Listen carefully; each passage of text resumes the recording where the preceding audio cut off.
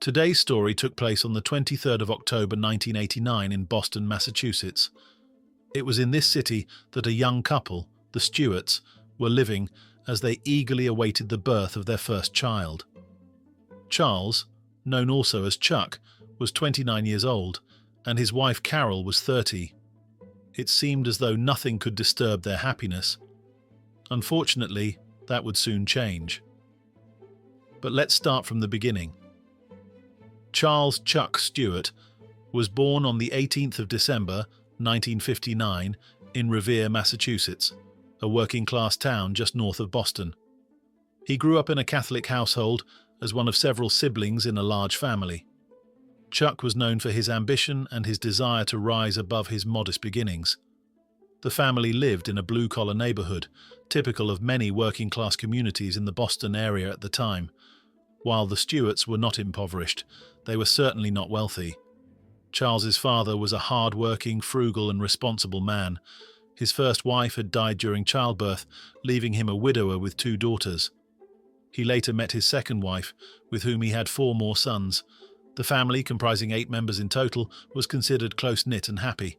They were deeply religious, and each of the sons served as an altar boy at their local church. Charles had always been a well-behaved child, polite, respectful, and with good marks at school. He attended Northeast Metropolitan Regional Vocational High School in Wakefield, where he focused on culinary arts. Opinions about Charles during this time varied. Some people liked him, but others claimed he looked down on others. He was always well-dressed and paid attention to details. He had the strongest bond with his mother, who adored him from the start and often held him up as a role model to his younger brothers. From an early age, Chuck had great ambitions. He wanted to be wealthy and live a life of luxury. Charles briefly attended Salem State College, now Salem State University, in Salem, Massachusetts, but did not complete a degree. He also falsely claimed to have attended Brown University and to have played football there. However, Brown officials later confirmed that he had never applied or been enrolled. He had told this fabricated story while working as a cook at a seafood restaurant where he was hired in 1978. It was there that he met a charming young waitress named Carol. He liked her immediately, but was too shy to speak to her. His co-workers soon caught on and told Carol about his interest. Carol's father also worked at the same restaurant. He wasn't particularly impressed by Charles, mainly due to his financial situation. He also remarked that Charles was cunning, though at that time Chuck didn't show any particular cleverness, so it's hard to say where that impression came from. At the time, Carol had just ended a previous relationship, and Charles, still shy, eventually gathered the courage to ask her out. Fortunately, Carol liked him too. Chuck sent her flowers and gifts, trying hard to win her affection. In the early 1980s, the couple began seriously considering marriage. Carol was finishing her college degree and planned to attend law school, which motivated Chuck to achieve more as well. One day, he spotted a job advert for a position at Cacus & Sons, a fur shop in Boston's Back Bay. Despite having no prior experience, he made a strong impression during the interview and was hired. He started out as a fur salesman and was later promoted to manager. Over time, his income became impressive. Chuck spared no expense on himself or Carol, which began to change her father's opinion of him. Soon, Carol was accepted into her dream law school, and Charles was very supportive. While Carol was outgoing and sociable, Charles was rather reserved in company. Some people found it surprising that 2 such different personalities were a couple. In 1983, Chuck took Carol to an exclusive restaurant and proposed. He had been saving up for the perfect engagement ring for quite some time. Of course, Carol happily accepted and proudly shared the news with her entire family. Carol's family was of Italian descent. She had an older brother named Carl. Though her parents had no higher education themselves, they strongly valued education for their children. Carl became a teacher, and Carol was bright as well, her father's pride and joy. He believed she deserved the very best in life, including the best husband. Carol was warm, family-oriented, and very sociable. Her family home had a welcoming atmosphere where everyone would gather regularly, and faith played an important role in their lives. Carol was also very hard-working. While her parents were saving for her education, she contributed all of her earnings to help out. In high school, she had dated Jeff, another Italian boy from a so-called good family.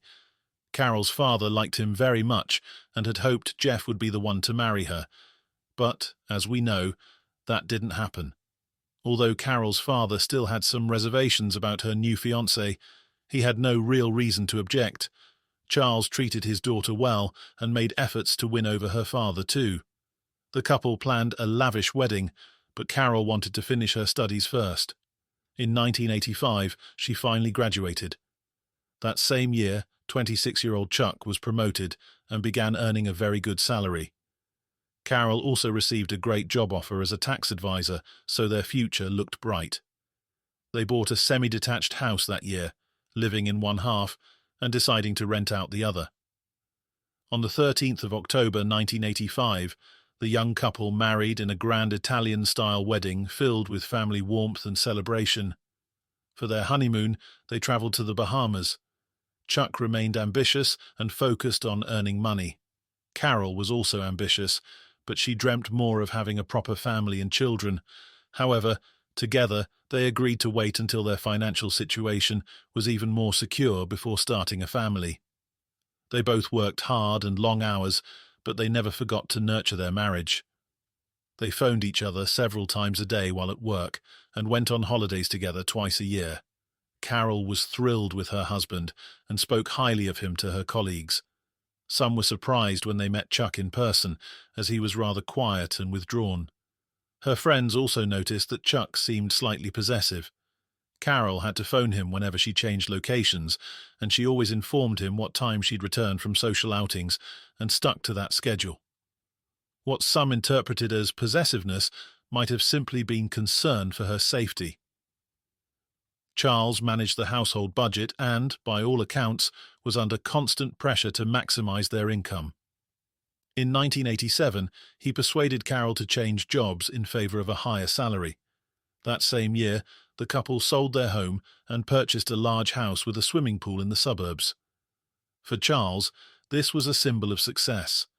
He spent lavishly on luxury brand items and dreamed of one day opening his own restaurant. He had always loved cooking, and in 1989, determined to pursue his ambition, he enrolled in a restaurant management course. Some noticed that after a few years of marriage, Chuck occasionally made comments about Carol's weight, often while she was eating meals he had prepared. Carol usually laughed it off, but it was likely hurtful nonetheless. Over time, she began bringing up the subject of having children more frequently, but Charles always replied that it wasn't the right time.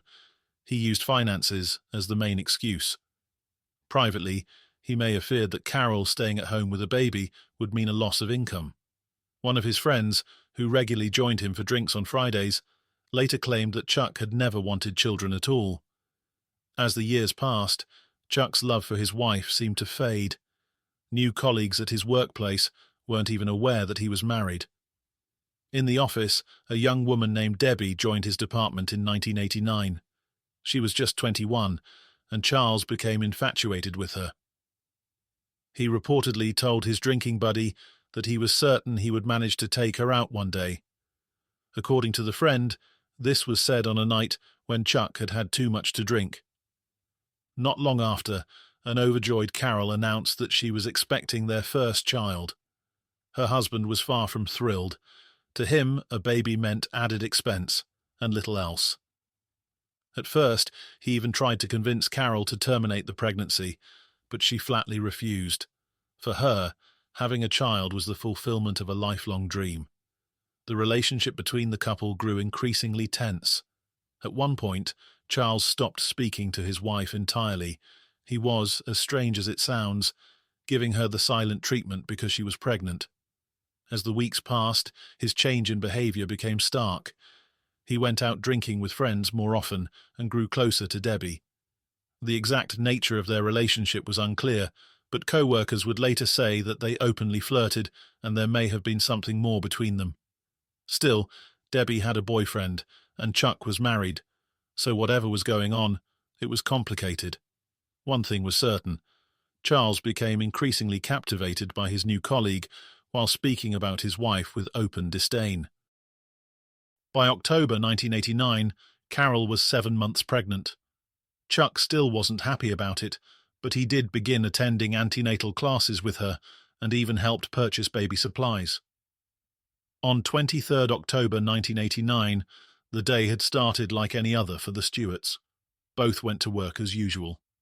After her shift, Carol was meant to pick Charles up, and together they had planned to attend one of their parenting classes, but they never made it home.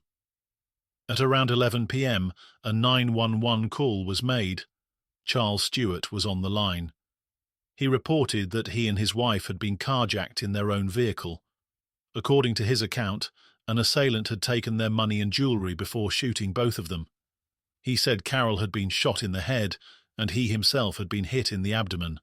Both were in desperate need of medical attention.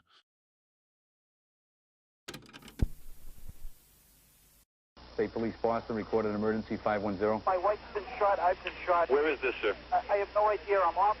I've been coming from Tremont, Brigham and Women's Hospital. Where are you right now, sir? Can you indicate to me? No, I don't know. He made us go to an abandoned area. Okay, sir. Can you see out the windows? Can you tell me where you are, please? No. I don't know. I don't see any signs. Oh, God. Are you near Brigham and Women's Hospital? No, we went straight through. What kind of car do you have, sir?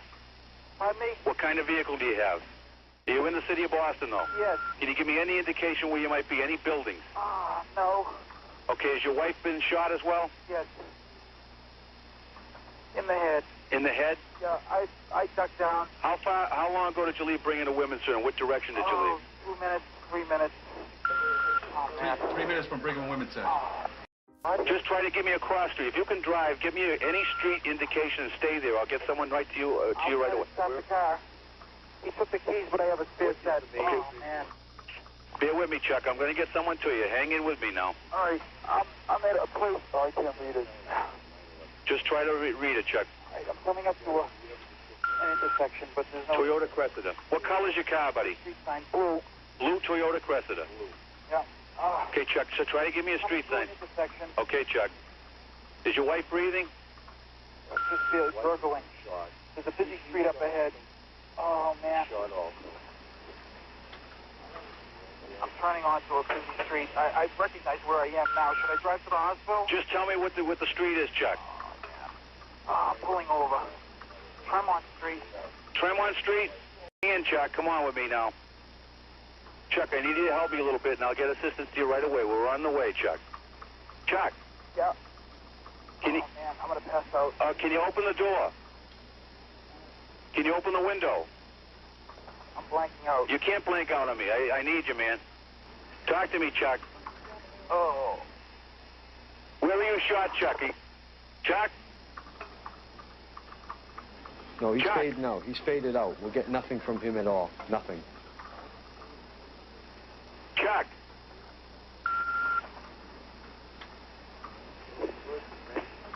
Chuck? Emergency services arrived swiftly at the scene and transported the couple to hospital. Carol had been shot 3 times and was in critical condition. To make matters worse, the trauma had triggered premature labour. That same day, she gave birth to a baby boy whom they named Christopher.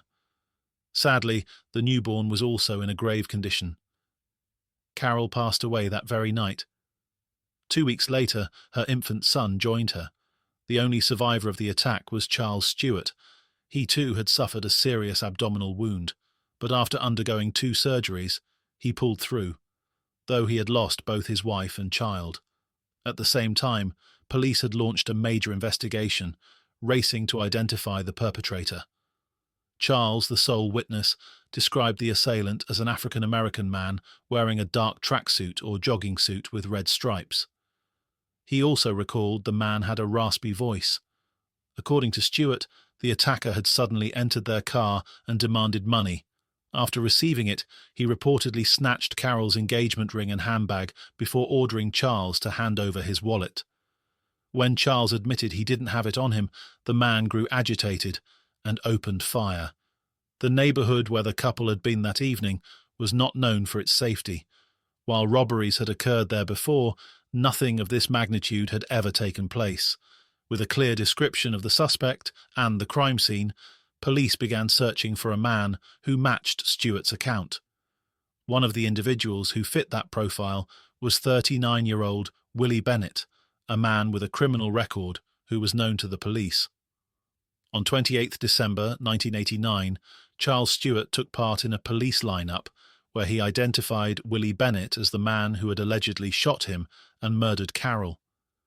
Stewart told investigators he recognized Bennett's jawline and the shape of his ear, stating he was 99% sure that Bennett was the shooter. This identification proved to be a turning point in the case, leading to Bennett's arrest and widespread media coverage. Bennett, however, denied all involvement. Meanwhile, shortly after being discharged from hospital, Charles cashed in the life insurance policy he had recently taken out on Carol.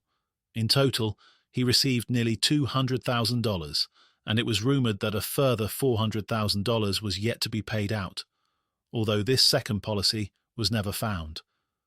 Chuck wasted no time spending the money. He bought himself a new car, a luxury watch, and women's gold jewellery, most likely intended for a colleague from work named Debbie. He might have spent even more, and Bennett might well have been convicted and spent the rest of his life behind bars, if not for a shocking twist. On the 3rd of January 1990, Charles's brother, Matthew Stewart, walked into a police station with explosive information. He revealed that on the night of the shooting, 23rd of October 1989, Charles had handed him a bag containing a .38 caliber revolver, Carol's Gucci handbag, her engagement ring, and her wallet. Believing he was helping Charles stage an insurance fraud, Matthew initially hid the items at the family home before asking a friend to help him dispose of them in the Pines River in Revere, Massachusetts. Most of the evidence was later recovered by police. It's believed the crime had been premeditated months earlier, in the summer of 1989, when Chuck found out Carol was pregnant. He had often remarked that having a child would be expensive and that Carol would stop working for a time, which would reduce their household income. A divorce was out of the question. It would have meant splitting assets and paying child support. In the beginning, Chuck had jokingly asked several people at a bar if they would kill his wife for money.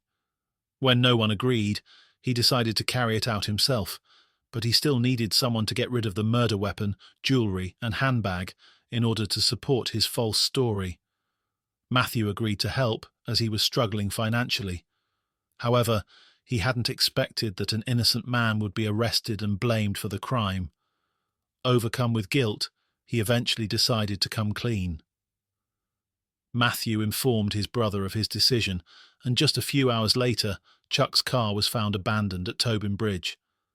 Inside was a note saying he was ending his life because he couldn't face the charges against him. The following day, his body was recovered from the water. It was clear Charles Stewart had taken his own life, afraid of trial and prison. Matthew's confession completely unravelled the case against the wrongfully accused Willie Bennett. Matthew was later charged with obstruction of justice and insurance fraud. In 1992, he pleaded guilty and received a prison sentence of 3 to 5 years. He was released in 1997, only to be arrested again for drug offences. In 2011, he died of an overdose at the Heading Home Emergency Shelter in Cambridge at the age of 45. The Charles Stewart case inflicted deep and lasting harm on Boston's black community. When Stewart falsely accused a black man of murdering his wife, it sparked a wave of racial profiling and fear. Black residents, especially in areas such as Mission Hill and Roxbury, were treated as suspects simply because of the colour of their skin. Police raided homes, stopped individuals on the streets, and carried out aggressive searches, all based on a lie. The media reported Stewart's version of events without question, fueling dangerous stereotypes about black men and violent crime. Innocent people were harassed, humiliated, and in some cases, arrested. Willie Bennett, in particular, was publicly accused of a heinous act he did not commit. His name and image were broadcast nationwide, despite the absence of any solid evidence. For Boston's black residents, the case served as a chilling reminder that their voices and lives were often dismissed or devalued. It exposed deep-rooted racism in the justice system, the media, and public attitudes. The emotional and social scars it left behind endured for decades, a stark example of how prejudice can swiftly turn society against the innocent when truth is obscured by race. Carol Stewart had been a bright, hopeful young woman, eagerly awaiting the birth of her first child. Her life, and the life of her son, Christopher, were cut tragically short in a senseless act of violence that rocked the city to its core. In the wake of this profound loss, Carol's parents established a charitable foundation and a scholarship fund at Boston College, where Carol had studied. Their efforts ensured that Carol and Christopher would not be forgotten, turning grief into hope and creating a lasting legacy out of unbearable sorrow. Thanks for listening until the end. Take care.